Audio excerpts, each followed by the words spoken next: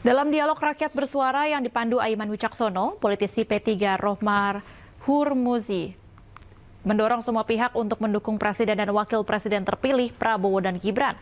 Sementara pengamat hukum tata negara Refli Harun menilai oposisi diperlukan dan dinilai sangat penting dalam berdemokrasi.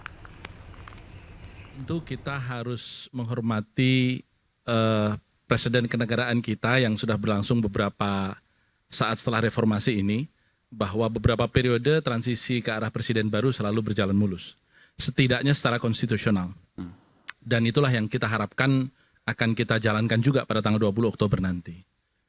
Yang kedua, bahwa kemudian gagasan-gagasan presiden baru ini akan menjadi nyata pada saat beliau menjabat, itu pun juga harus kita dukung.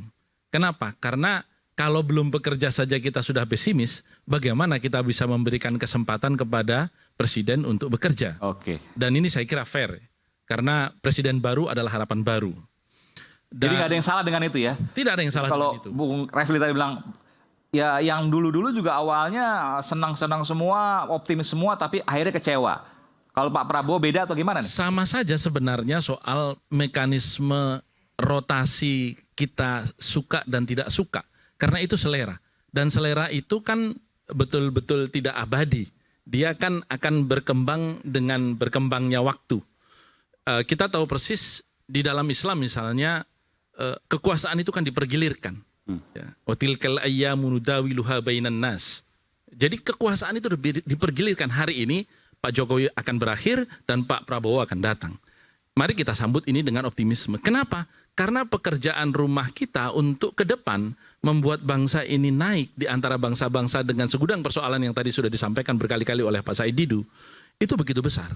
Jadi kalau energi kita 10 tahun kemarin itu habis dengan konflik horizontal antara buzzer dengan para influencer, dengan antara buzzer dengan para public figure begitu ya. Mari itu kita sudahi dan kita sampaikan itu kepada Pak Prabowo.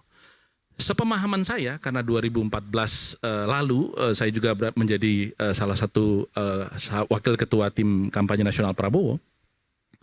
Pak Prabowo itu orang yang apa adanya, bukan orang yang suka dengan aneka citra. Jadi kalau suka dengan saya, pilihlah. Kalau tidak suka, ya sudah.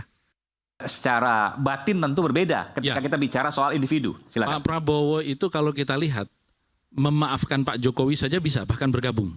Ya setelah betapa serangan pada tahun 2019, karena saya juga berada di tim inti Pak Jokowi pada waktu itu, luar biasa kepada Pak Prabowo. Kita ingat pada waktu debat. Sorry Bung Romi, ya. Pak Prabowo memaafkan Jokowi atau Jokowi yang memaafkan Pak Prabowo? Mana sebetulnya yang terjadi? Saya kira yang ada saling memaafkan. Karena kalau Pak Jokowi tidak memaafkan, dia tidak akan menggandeng Pak Prabowo. Sebaliknya kalau Pak Prabowo tidak memaafkan, dia tidak akan mau bergabung. Dan apa yang ini saya nyentil sedikit. Apa hebatnya orang yang bergabung dengan pemerintahan? Itu kan sama-sama mendapatkan kenikmatan. Yang hebat itu kalau tetap stay di oposisi. Jadi kalau misalnya Anda nih ya, mau stay di oposisi, itu baru saya hargai. Kalau cuma melipir pemerintahan tuh semua orang mau suka. Ya kan? Nggak ada orang yang tidak suka dengan kekuasaan.